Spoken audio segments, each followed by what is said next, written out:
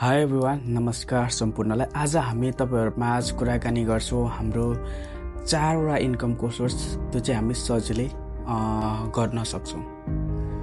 हाम्रो first इन्कमको source रहेको चाहिँ हामीले जब गर्न सक्छौं। यदि तपाई ग्रेजुएसन हुनुहुन्छ भने तपाईले ग्रेजुएसन +2 तपाईले गर्नुभएको छ भने तपाईले त्यो अनुसारको जब तपाईले गरेर तपाईले आफ्नो इन्कमको सोर्स बढाउन सक्नुहुन्छ। अर्को कुरा भनेको तपाईले यदि तपाईले त्यो जबबाट चाहिँ केही पैसा कमाउनु भयो भने तपाईले आफ्नो साइडमा चाहिँ क्यापिटल मार्केटमा इन्भेस्ट गर्न सक्नुहुन्छ। अलिअलि त्यसको लागि तपाईलाई क्यापिटल मार्केट शेयर मार्केटको नलेज हुनुपर्छ। त्यो चाहिँ इन्टरनेटमा तपाईले भिडियो हेर्नुभयो भने धेरै भिडियोहरु त्यस्तो पाउनुहुन्छ जसले चाहिँ क्यापिटल मार्केटको बारेमा डिटेलमा जानकारी दिन्छ।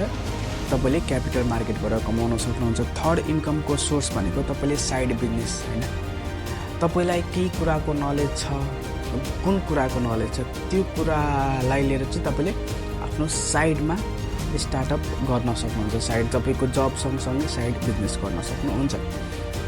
र अर्को थर्ड रहेको छ रियल एस्टेट। यदि तपाईसँग हल्का पैसा छ भने यसलाई चाहिँ अलिकति पैसा चाहिन्छ, रियल एस्टेटको कारोबार गर्न सक्नुहुन्छ। रियल एस्टेटको कारोबार तपाईले जग्गा किनबेच गरेर पनि तपाईले आफ्नो इन्कमको सोर्स बढाउन सक्नुहुन्छ। यदि तपाईसँग पैसा छ भने तपाईले कतैतिर जग्गा किनेर राख्नुहुन्छ भने त्यो चाहिँ भोलिको दिनमा चाहिँ एकदमै फ्रुटफुल हुन्छ। त्यो चाहिँ घट्ने हैन, त्यो जहिले पनि अगाडि बढेर जान्छ।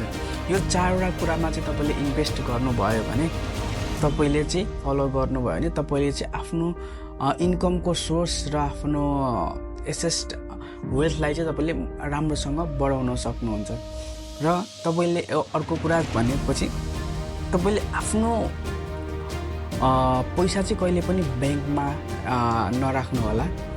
यतिकै कि त फिक्स डिपोजिट गर्यो भने केही पैसाहरु आउँछ, न त तपाईले क्यापिटल मार्केट या जग्गामा लगानी गर्नुहुन्छ भने तपाईले चाहिँ त्यो फिक्स डिपोजिट या तपाईले बैंकमा राखेको भन्दा राम्रो रिटर्न आउँछ।